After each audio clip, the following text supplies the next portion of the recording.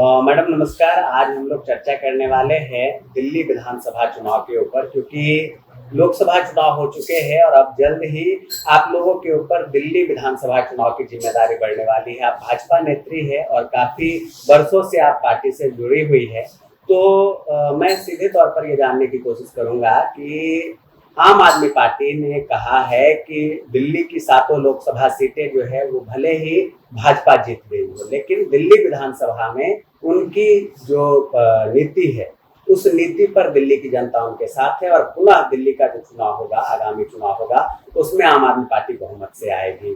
तो क्या आपको लगता है, क्योंकि अगर इतिहास को देखा जाए तो पीछे भी ऐसा ही हुआ कि 7 सीट आप लोग जीते और फिर आम आदमी पार्टी आप पर हावी हो गई।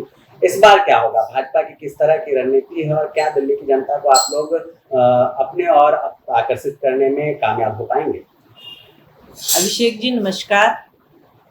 मैं तो यही कहना चाहूँगी अभिषेक जी कि जब 2013 में दिल्ली में आम आदमी पार्टी की सरकार बनी थी तो इनका सबसे बड़ा और सबसे पहला मुद्दा था कि हम दिल्ली से भ्रष्टाचार को हटाएंगे।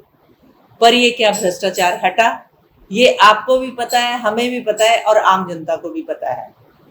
भ्रष्टाचार अपने चरम सीमा पे है, क्योंकि इनके मंत्री और इनके सीएम भी अभी जेल में है और दिल्ली की बड़ी ही बदहाल व्यवस्था है।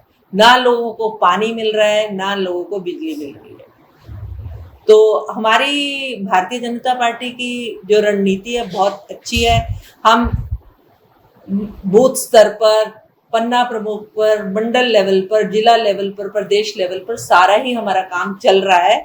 और निश्चित रूप से अभिषेक जी मैं आपको ये बताना चाहूंगी कि इस बार जनता इनके छलावे में, इनके बहकावे में आने वाली नहीं है और दिल्ली में भारतीय जनता पार्टी सरकार बनाने जा रही है।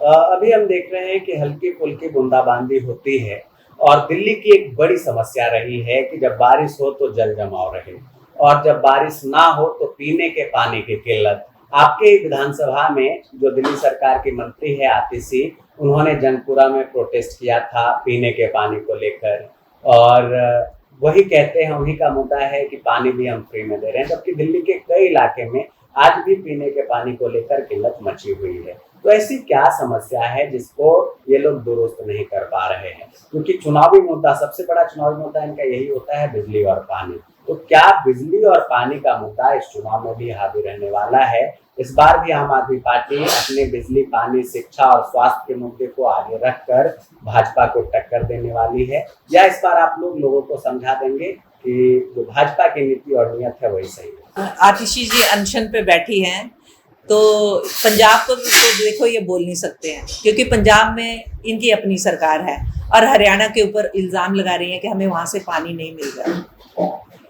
तो इनको तो अब यहाँ मैं रुक गई इनको तो राजनीति करनी है। बोलो। हाँ, इनको तो राजनीति करनी है और इनको कुछ काम करना चाहिए था 10 सालों में। गंगा जल जिस तरह से कांग्रेस पार्टी लेकर आई थी, शीला सरकार लेकर आई थी, तो ये गलत हो रहा है यार। फिर से बोल पा रहे, ठीक है, क्या बोलूं? आप सीधा बोलिए। इनको तो ये प्रयास करना चाहिए कि 10 साल में पानी के लिए कुछ करते। इनको तो ये प्रयास करना चाहिए कि 10 सालों में पानी के लिए कुछ करते। और कांग्रेस पार्टी जिस तरह से गंगा जल लेकर आई थी, तो इनको भी इस तरह से पानी की व्यवस्था करनी चाहिए। बट ये तो राजनीति कर रहे हैं, ड्रामे कर रहे हैं और बिना मतलब से अनशन पर बैठ रहे हैं और जनता इनके बहकावे में, इनके छलावे में आने वाली नहीं है। उनको सब समझ में आ चुका है। नीलम जी, मैं एक सवाल और आपसे करना चाहूंगा कि विधानसभा चुनाव को लेकर अगर जंगपुरा में हम देखें तो कई दावेदार अभी नजर आ रहे हैं और मैं ये सवाल करूंगा कि क्या उन दावेदारों में आप अपने आप को भी आगे रखती है? आपकी क्या मंशा है? आप चुनाव लड़ने के प्रति क्या सोचती है और आपको क्या लगता है, क्या पार्टी आप पर भरोसा जता सकती है? अभिषेक जी, मैं तो यही कहना चाहूंगी कि हमारे लिए संगठन, हमारी भारतीय जनता पार्टी सर्वप्रिय है। हम तो आदरणीय प्रधानमंत्री श्री नरेंद्र मोदी जी के सिपाही हैं। पार्टी जिस तरह से आदेश देती है, कार्य करने के लिए बोलती है, हम उस तरह से काम करते हैं और जिसको भी पार्टी टिकट देगी, जिसको भी पार्टी उम्मीदवार बनाएगी, हम उसके साथ मिलके काम करेंगे और उसको जितवाएंगे और दिल्ली में भारतीय जनता पार्टी की सरकार बनाएंगे।